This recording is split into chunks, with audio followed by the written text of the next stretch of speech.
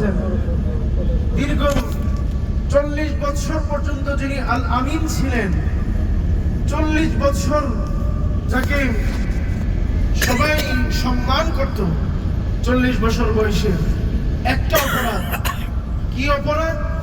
নবুয়তের দাওয়াত, লা ইলাহা ইল্লাল্লাহ তুফলিহুন, যে আল্লাহ তাআলার একত্ববাদের দাওয়াত এবং রাসূল সাল্লাল্লাহু আলাইহি ওয়াসাল্লামকে রাসূল হিসেবে স্বীকৃতি দেওয়া। এই দাওয়াত যখন দিলেন তখন সবাই শত্রু হয়ে গেল, এটা আমরা সবাই জানি।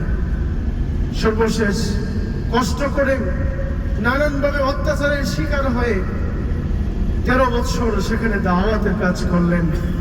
দাওয়াতের কাজ করার পরে সেখানে কিছু জানবাজ প্রিয় সাহাবায়ে কেরাম আল্লাহ তাআলা রাসূল সাল্লাল্লাহু আলাইহি ওয়াসাল্লামের সাথীবর্গ তৈরি করে দিলেন, যাদের অবস্থা ছিল এমন, যারা রাসূল সাল্লাল্লাহু আলাইহি ওয়াসাল্লামকে দেখে দেখে তাদের ক্ষুধা নিবারণ করত।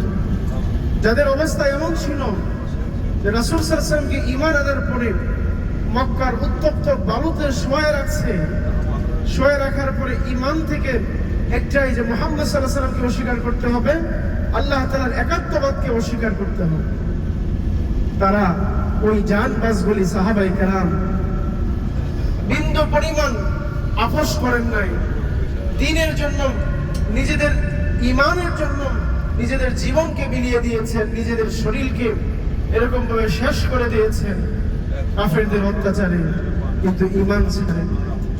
সেই রাসূল আকরাম সাল্লাল্লাহু আলাইহি ওয়াসাল্লামকে নিয়ে যখন ষড়যন্ত্র করলো, দারুন নাদওয়ায় বসে আবু জাহেল সহ মক্কার বড় বড় লিডাররা, আবু সুফিয়ান তখন পর্যন্ত মুসলমান হন নাই, তারা সিদ্ধান্ত নিল, বিভিন্ন জনে বিভিন্ন সিদ্ধান্ত গ্রহণ করলো, কি করা যাবে, কি করবে।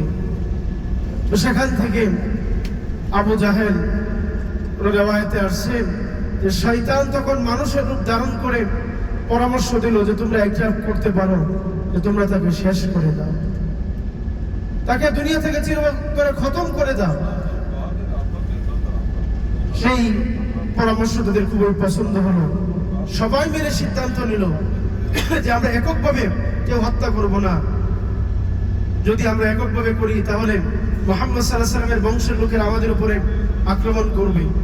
এই জন্য তারা সবাই মিলে ওই বৈঠকে সিদ্ধান্ত নিল যে মুহাম্মদ সাল্লাল্লাহু আলাইহি ওয়াসাল্লামকে শেষ করে দেওয়া হবে। কিন্তু শেষ করবে কিভাবে? আল্লাহ তাআলা যদি রাখে, আল্লাহ মারে কে? মারে আল্লাহ, তো রাখে কে? আল্লাহ তাআলার কুদরতি ভাবে রাসূল সাল্লাল্লাহু আলাইহি ওয়াসাল্লামকে এরকম ভাবে জানিয়ে দেওয়া হলো, ইয়া রাসূল, এখন আর আপনার এখানে থাকার দরকার নেই, আপনি চলে যান। সেই রাসূল সাল্লাল্লাহু আলাইহি ওয়াসাল্লাম সাইয়্যিদিনা আবু বকর সিদ্দিক রাদিয়াল্লাহু তাআলা আনহুকে নিয়ে মক্কা থেকে বের হলেন। আমরা জিয়ারতে দেখেছি, গারে সাওরের সামনেও গিয়েছি। রাসূল সাল্লাল্লাহু আলাইহি ওয়াসাল্লাম রাত্রিবেলা আবু বকর রাদিয়াল্লাহু তাআলার দরজায় নক করা